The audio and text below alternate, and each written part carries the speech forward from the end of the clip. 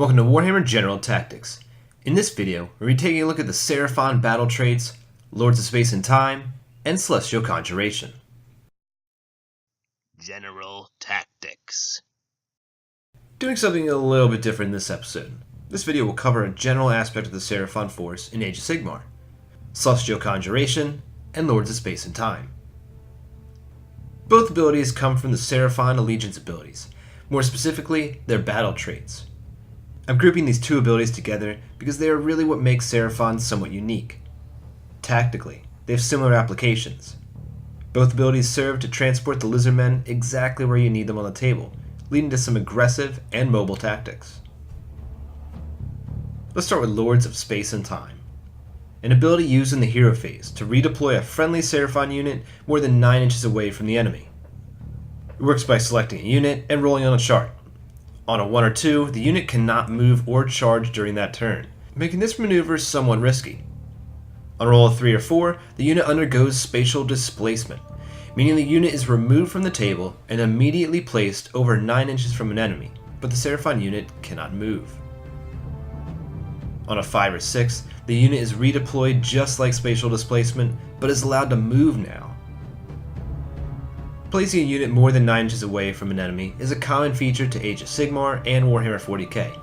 The number of inches is really meant to be a significant barrier to combat units so they can't drop out of nowhere and charge in.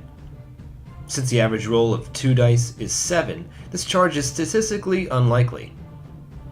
The 5 or 6 result on the chart really allows most Seraphon units to move within 3 inches of the target, increasing the chances of a successful charge the best you can without modifiers. And while this is great as an offensive tool, remember it can be used defensively as well. A player may want to teleport their Slan across the table to get away from the enemy's army, or maybe their Bastiladon got stuck in the wrong combat and needs to be pulled out. In either case, Lords of Space and Time has got you covered. Since this isn't considered a retreat, the unit can still act normally depending on the result of the effect chart. In general, there's only really one way to directly augment Lords of Space and Time. The thing to mention is a Slan-specific command trait called Great Rememberer. This trait allows the Seraphon player to use Lords of Space and Time twice in the same turn as long as the general is still on the board. If the Seraphon player fails to roll a 3-up on their Lord's effect roll, they can attempt to use the ability again on the same unit to ensure their plans don't fail all because of one bad roll. Currently, there's nothing in the FAQs that says you can't use it on the same unit twice. Though this does bring up another question as to what happens if you attempt the ability and roll a 1 and then try again and roll a 6. A result of 1 does not keep them from being able to be teleported, but can they move and charge? Tell me what you think in the comments. I think the second result would supersede the first, but I can see it being argued either way. Great Remember really gives a lot of flexibility to the army, and can also be used to teleport 2 units together to go mess up an enemy. Teleport Salamanders and their handlers to shoot the target, or maybe 2 units of Razordons. You could teleport 2 huge units of Saurus Warriors to cut off the enemy's advance, or maybe teleport a Dread Saurian and a support character to wreak havoc. Speaking of, using this ability on a support character twice in the same hero phase could mean getting spell and aura effects off right where you need them. Skink Priests are huge force multipliers, but they are fragile as paper, so sometimes it's hard to keep them safe. With or without priestly trappings, when the priest uses this ability, Celestial Rites, the skink augments the targets until the next hero phase. No need to keep the hero nearby. Use Lords of Space and Time on a hiding skink priest to move them up with the rest of the lizards. Set off Celestial Rites to give all the nearby Seraphon re-rolls. Then use Lords again to teleport the priest back to safety. Similarly, this can be used on a Skink Star Priest or Slan Star Master to get closer to cast a spell and then retreat to safety. Combined with endless spells, this can give quite a reach to be able to drop a predatory spell and not worry about it making its way back to bite you in the ass.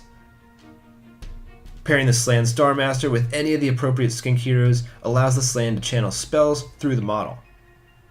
Teleport the skink up right where you need them to give the Slan even more reach.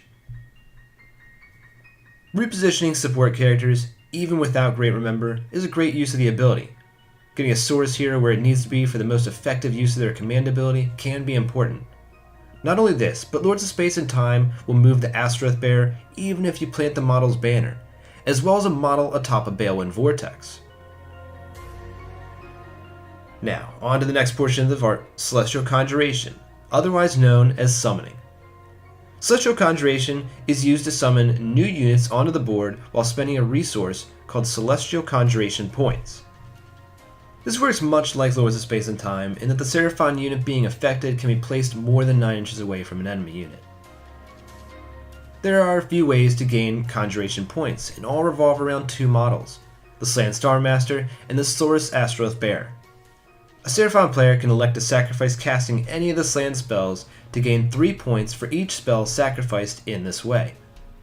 A player also receives 1 for their army being led by a Slan general, as well as D3 for including an Astaroth Bear.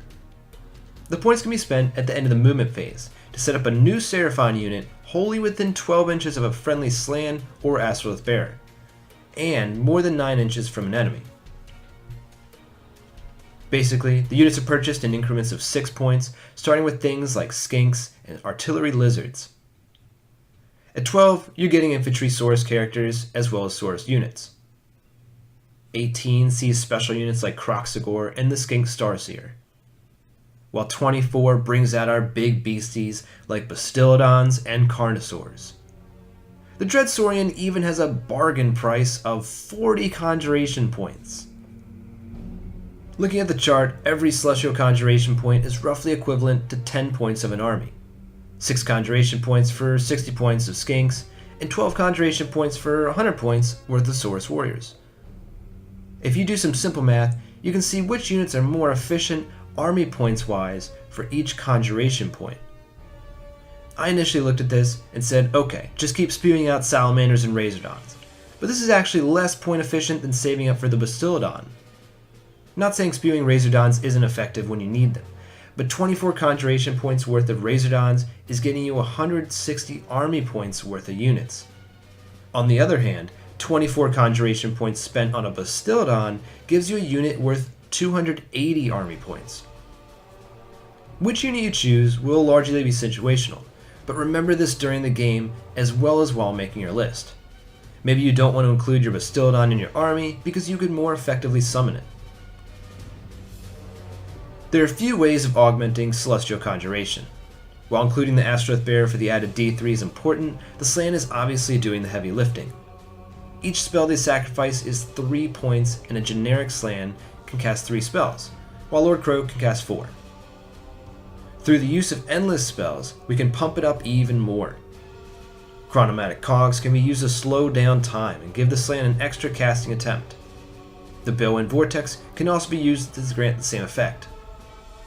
Together, giving a Slan Starmaster 5 spells and 15 Conjuration points, while Lord Croak is generating 18 Conjuration points a turn. If you are considering each of your Conjuration points to be 10 army points, the endless spells won't pay for themselves until turn 3 at the earliest. This can be delayed by failing to cast either endless spell in the first turn and having to spend a spell in the second turn, or even worse, third turn to have both of them.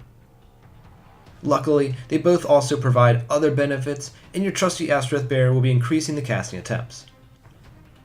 Planning out your Conjuration points is key. With no enhancements and average rolling, a Slan and Astaroth Bear will be giving the player at least 11 points a turn. Lord Croak and the Banner for 14 a turn.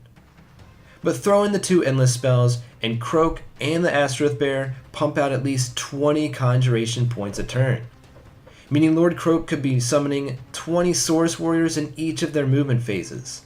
Or, a Dreadsaurian every other turn? This is awesome, but missing out on Great Remember is a tough trade-off. When I go summon heavy, I'd recommend the Slan Starmaster with both the endless spells. With the obligatory Astaroth Bear, both spells really should be going off first turn, despite my personal luck. Although, now that I think about it, Lord Croak with the 2 endless spells would be pumping out a Bastillodon every turn after the first, as long as you didn't spend any Conjuration points in the first turn. Now that we know what each ability does, let's talk more about how to use them. But first, I want to point out that the main difference between the two abilities is that Lords of Space and Time happens in the hero phase, while Celestial Conjuration occurs at the end of the movement phase. The standout here being, a unit summoned will miss out on any special abilities that trigger in the hero phase, like Celestial Rites and many command abilities. Both Lords of Space and Time and Celestial Conjuration can be used offensively and defensively, but each have a lot of other uses as well. Offensively, these methods of redeployment deliver a unit to your opponent where you want it, giving Seraphon units a perfect opportunity to charge or shoot exactly what they need to. Defensively, the abilities shine as well. I've already mentioned pulling units out of combat or moving an important unit away from danger with Lords of Space and Time, but either ability can be used to generate a screen around your forces. Summon or redeploy a large unit of Saurus or Skinks in front of your army to protect it. Or plop a Bastildon right in the way of the enemy's advance to really slow them down. Lords and Conjuration add a ton of mobility to a Seraphon force. Not only do they get lizardmen across the field to interact with the enemy, they can also be used to grab objectives. In the battle plans that see the players chasing a moving objective, these tools will be handy.